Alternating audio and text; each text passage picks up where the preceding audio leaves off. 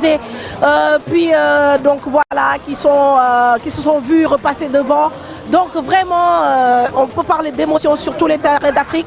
Maintenant, pour parler de notre équipe, le Sénégal, je crois que, la Guinée a essayé, mais la Guinée n'a pas résisté. En deuxième période, on a encore une fois montré que le Sénégal avait plusieurs cordes à son arc. On a vu effectivement que sur les coups de pied arrêtés, le Sénégal a mis un coup d'accélérateur. Hein. Au moment où j'ai... On le savait, c'est un derby avec beaucoup de choses pour permettre à prendre en compte. Mais après, je le disais, le Sénégal n'était pas du tout en danger parce que le Sénégal pas un adversaire et même en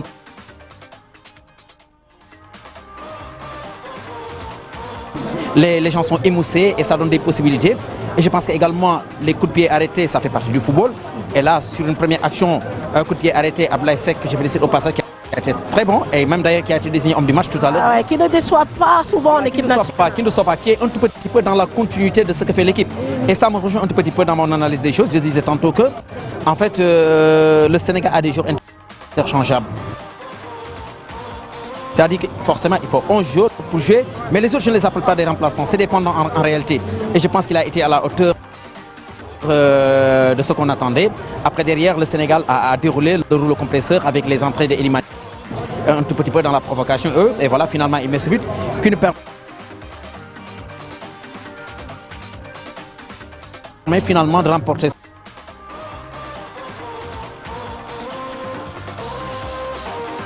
ce match 2-0. Ce n'est pas une surprise, le Sénégal est dans la continuité de apporter ça. Même si le Sénégal...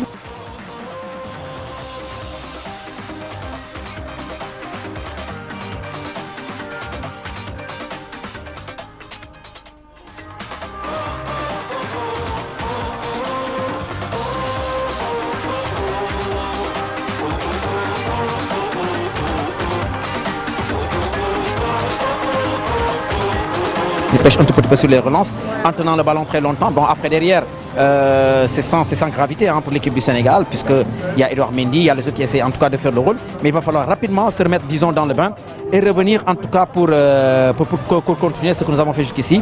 Défensivement, on est là. Un but encaissé sur 3 buts joués, on touche du bois, que ça continue. Mais est-ce que c'est arrivé dans l'histoire? Certainement, les gens du plateau vont en parler. Est-ce que c'est arrivé dans l'histoire que le Sénégal gagne 3 matchs en poule? Je ne le pense pas. Je ne me souviens pas. À mon souvenir, non. À mon souvenir, non.